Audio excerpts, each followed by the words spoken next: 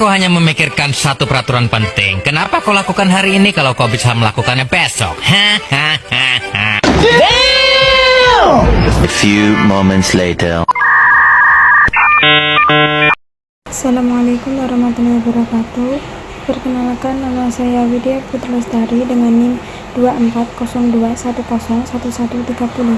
Di sini saya akan mempresentasikan tentang artikel yang saya pilih dengan judul Art is a Form of Life dari Richard Wollheim 1923 sampai 2003. Dia adalah filsuf Inggris dan tokoh estetika dan filsafat seni. Latar belakang Richard Wollheim. Richard Wollheim adalah filsuf asal Inggris yang dikenal karena kontribusinya dalam bidang filsafat, seni, dan estetika. Lahir pada tahun 1923 dan wafat pada tahun 2003. Ia berpendapat bahwa seni tidak boleh dipahami hanya sebagai ide abstrak, melainkan harus dilihat dari konteks kehidupan sosial manusia.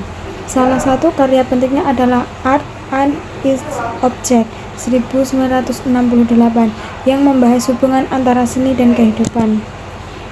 Selanjutnya, pandangan utama. Wollheim menolak pandangan bahwa seni hanyalah objek estetis yang berdiri sendiri. Menurutnya, seni merupakan bagian dari form of life atau bentuk kehidupan. Artinya, seni adalah berkaitan dengan pengalaman, kebiasaan, emosi, dan nilai-nilai sosial manusia. Untuk memahami karya seni, kita harus memahami konteks sosial dalam budaya tempat seni itu diciptakan. Istilah ini menunjukkan bahwa seni tumbuh dari cara manusia hidup berpikir, merasakan, dan berinteraksi. So, art is not that it is deeply context to human action. Artinya, setiap karya seni selalu berkaitan dengan pengalaman personal, habits, emosional, dan sosial values yang ada dalam bentuk masyarakat. Selanjutnya ada pengaruh Ludwig Wittgenstein. Wollheim terinspirasi oleh Ludwig Wittgenstein yang menyatakan bahwa language is a form of life, artinya bahasa selalu berhubungan dengan cara manusia hidup. Nah, Wollheim melihat bahwa art work in the same way.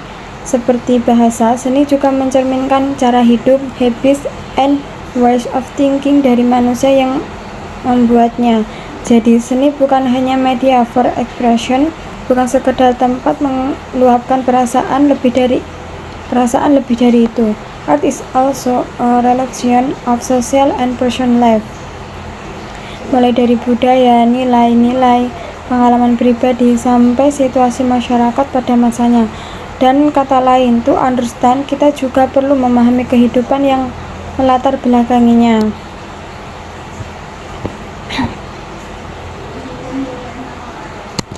Selanjutnya ada sosial dan makna seni. Makna dari sebuah seni cannot be separated from its social context. Apa yang disebut seni itu change across culture and times, tergantung nilai, kebiasaan, dan cara hidup masyarakat. Misalnya karya Andy Warhol, Campbell Soup Cans yang berubah beda komersial sehari-hari